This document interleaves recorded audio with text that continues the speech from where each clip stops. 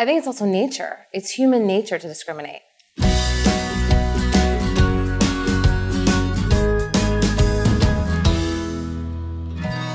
So let's talk about a little bit of a tough subject. Why is there so much hate from certain groups in society towards gay people? I think that culture, religious beliefs, backgrounds, right, they make it hard sometimes for us to see things clearly. And I think that when we don't understand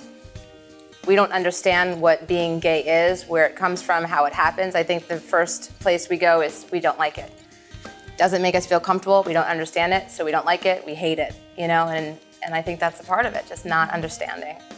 I definitely agree, and then I think we've had a culture that said it's okay to hate these people. It's okay to do that, and not to pick on African Americans or whatever, but to me it's sort of this whole progression as you look at our society. There was slavery, there's black discrimination that still occurs in this country in spite of laws and civil rights actions, and now lesbians and gays have been the group to hate. It's okay to hate them. We can all band together and hate these people. It's okay. And we've been working really hard to break that down.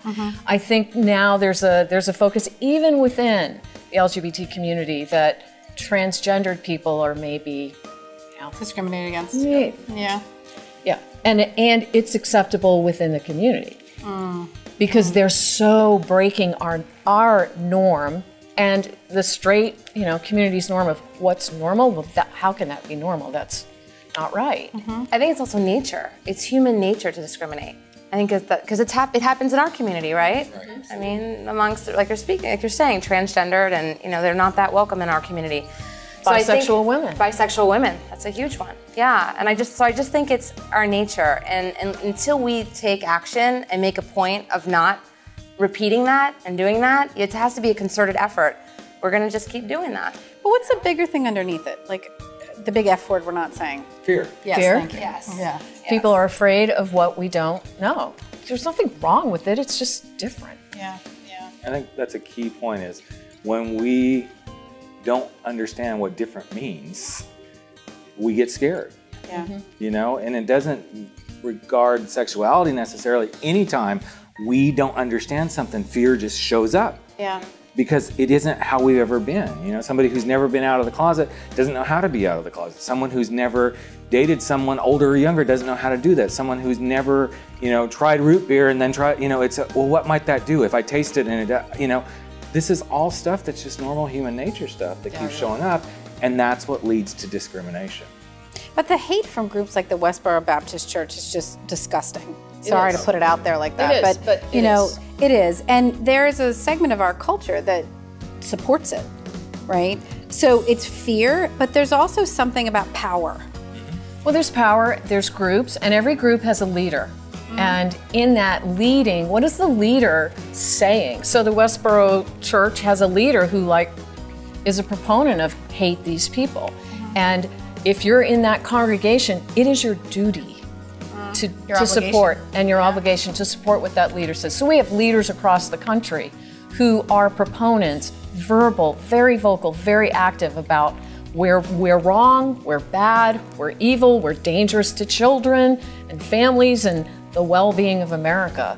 And that's just wrong. And everybody needs to understand that leaders, they're good talkers. They're able to persuade people. That's why they're leaders. So don't doubt that this guy is not preying upon any type of insecurity within that group, pushing them to believe what he wants them to believe. So what is the right response? Go out there with our families, show that we have healthy children, we have happy families, and we're not any different. I mean, that's the way I would deal with it. I would go and I would be proud, and my kids would be standing there proud. That's it. Don't run and hide. Right. You can't run and hide. It doesn't mean you attack the way they attack, but to stand proud, to organize with other friends and members of the community and allies, PFLAGs and others that support and stand there in opposition to hatred.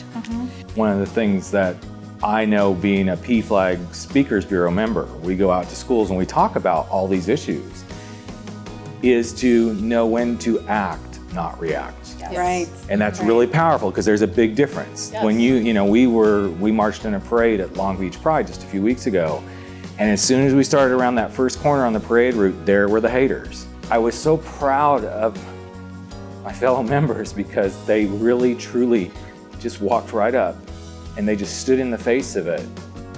And they didn't shirk, they didn't run away, but they stood their ground. So it sounds like when it comes to this question about discrimination, it's something that has been ongoing for a long time and it's not going away.